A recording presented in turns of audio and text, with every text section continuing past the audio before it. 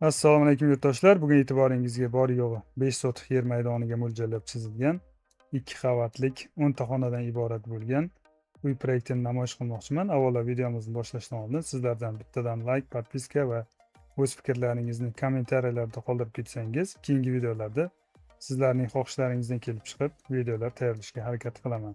Xo'sh, qisqacha oldin uyimizni ko'cha tomondan va hovli tomondan tushuntirib o'taman. Keyin video davomida yana ham tushunarli bo'lishligi uchun tomlarni olib birinchi qavat va ikkinchi qavatni 3D plan shaklida ko'rib chiqamiz. Umumiy mana uchastka razmerlariga keladigan bo'lsak, eniga 20 metr va uzunasiga 25 metr bo'lyapti. Shu holatiga ro'parasi 5 sotix yer maydoniga mo'ljallab tushgan proyekt bo'lyapti. Uyimiz ko'rib turganingizdek ko'cha tomonga tushgan. Bir boshdan tushuntiradigan bo'lsak, mana bu darvozaxonamiz. Bu tomonda bitta kattagina mehmonxonamiz bo'lyapti va bu yerda mana bitta ota-onalar uchun yotoqxonasi o'zining ichida sanuzeli bilan birga. Va bu tomonda bitta bolalar xonasi bo'lyapti birinchi qavatimizda. Ikkinchi qavatga keladigan bo'lsak, bu yerda xuddi shunday bitta detiskiy xonamiz, bu yerda yana bitta ota-onalar uchun yotoqxona, ichida sanuzeli bilan birga.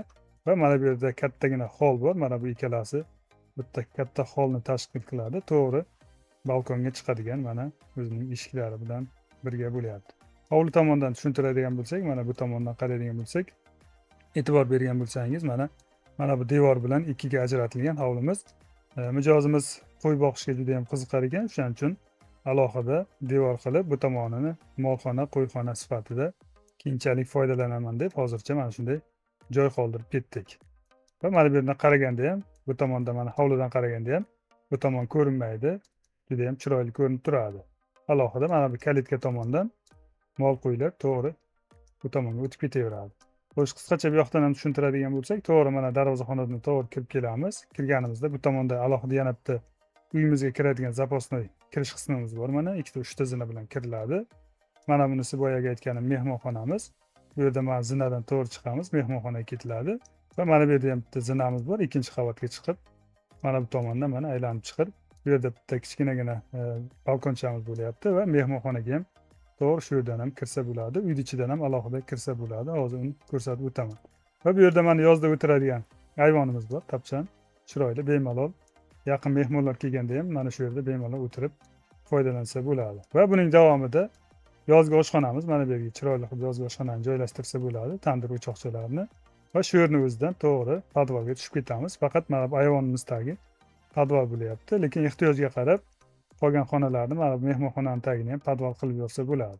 Va bu tomonda mana bitta navis qilganmiz, bostirma. Bu yerdan ham bronma sifatida foydalansa bo'ladi. Va bu yerda bitta hojatxona qoldirganmiz. Hovlida yomon ko'rinmasligi uchun alohida mana kalitka orqali bu tomonga mehmonxonaga o'tiladi. Keyinchalik bu yerga tomi bir qismi yopilib, molxona, qo'yxona qilinadi. Xo'sh, asosiy uyimizga qaytadigan bo'lsak, mana asosiy kiradigan eshigimiz, kirish qismimiz. Bu yerda ham 3 ta zina bilan kiramiz. Kirganimizda mana bu kattagina hol bo'lyapti. Oilaga o'tirib, choy ichadigan, dam oladigan joyimiz bo'lyapti. Bu tomonda alohida oshxona, ovqat pishiradigan va ovqat iste'mol qiladigan xonamiz, ikkalasini bitta sifatida foydalansa bo'ladigan kattagina oshxonamiz bo'lyapti. Va buning tepasida ikkita detiskiy xonamiz, bitta, ikkita bolalar xonasi. Ehtiyojga qarab kattalar uchun yotoqxona qilsa ham bo'ladi. Va mana bu ko'rib turganingizdek balkon bo'lyapti. Balkonga bu tomondan katta hol mehmonxonamiz orqali chiqiladi. Uy egasi mijozimiz ko'proq mehmon kutishar ekan, o'shaning uchun ikkita mehmonxona qilganmiz. Birinchisi birinchi etajda kichikroq, ikkinchi etajda kattagina mehmonxona. Hozir buni ko'rsatib o'taman. Va bu yerda ham yana bitta balkonimiz bor. Chiqib hovliga chiqqanda chiroyli ko'rinib turadi. Ya'ni mana bunday turganimizda hamma joy chiroyli ko'rinib turadi. Tomlari yopilishi skatli qilganmiz. Arzonroq tushishligi uchun. Agar do'pil tom qilganimizda ancha narxida farq qiladi, qimmatroq ketadi. Lekin bu ham juda ham chiroyli ko'rinib turadi. Mana ko'cha tomondan qaraganimizda. Xo'sh, endi uylarni olib, tomlarni olib, birma-bir 3D da planni ko'rib o'tamiz.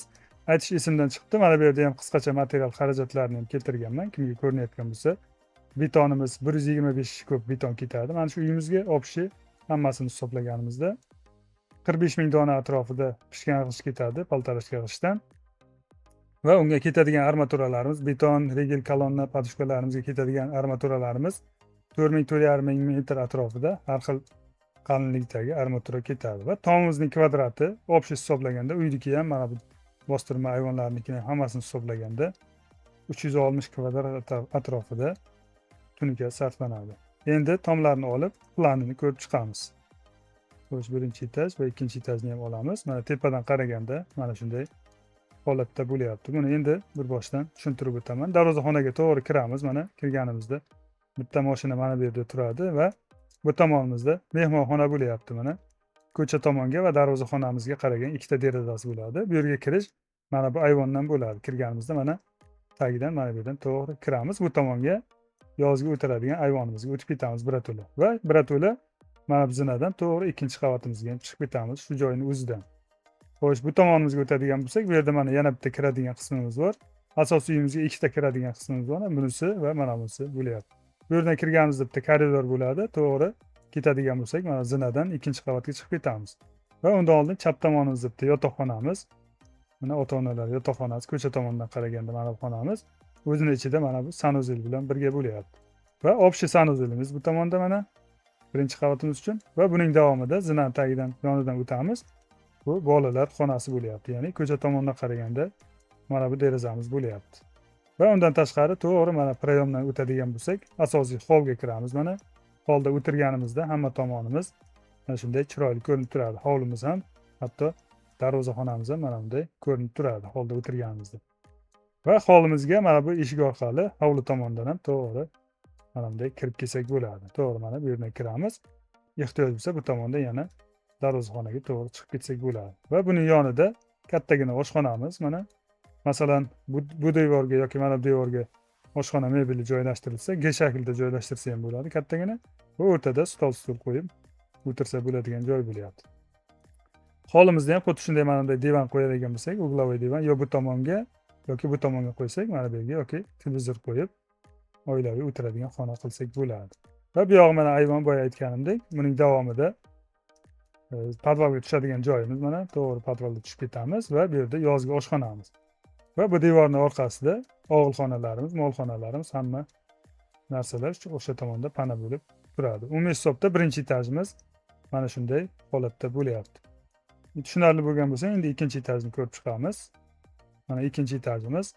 Buni ham tushuntiradigan bo'lsak, mana zinadan to'g'ri chiqib kelamiz. Mana ikkinchi qavatimizga chiqib kelamiz.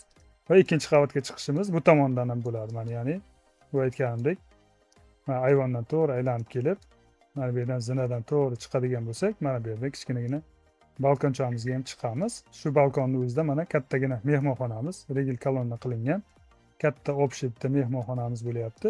To'g'ri mana bu eshikdan ko'cha tomondagi balkonga ham chiqib ketsak bo'ladi. Mana shunday holatda mana ko'cha tomondagi balkon. Va bu yerda yana bitta запасной eshik qoldirganmiz koridorga. Asosiy uyimizga o'tadigan bo'lyapti. Bu tomondan ham kelsa bo'ladi, bu tomondan. Ya'ni mana ichkari zinadan to'g'ri o'tadigan bo'lsak, bu yoqdan ham kirsak bo'ladi. Va qolgan xonalarimiz mana bu yerda bitta yotoqxona ota-onalar uchun o'zining ichida sanuzeli bilan birga. Birinchi qavatda qanaqa holatda bo'lsa, bu yerda ham xuddi shunday mana. Bunisi общий sanuzelimiz koridorda va bunisi betskiy xonamiz bo'lyapti mana. Ya'ni zinadan chiqamiz, mana bu yerdan to'g'ri kiramiz. Va bu tomonda ham xuddi shunday mana bu koridorchadan to'g'ri kelib hovli tomondagi balkonimizga chiqamiz va ikki yonida mana ikkita bolalar xonasi yoki yotoqxona sifatida foydalansa bo'ladigan xonalarimiz bo'lyapti. Umumiy hisobda mana shunday 10 ta xonamiz, birinchi etajda 5 ta xona va ikkinchi etajda ham xuddi shunday 5 ta xona va undan tashqari qo'shimcha yordamchi xonalardan iborat bo'lyapti. Umumiy ko'rinishda mana shunday holatda ko'cha tomondan fasadi. Mana qo'ldan kelgancha ko'rsatib tushuntirib o'tdim. Biror talab takliflar bo'lsa, buyurtmalar bo'lsa bemalol murojaat qilishlaringiz mumkin bo'ladi.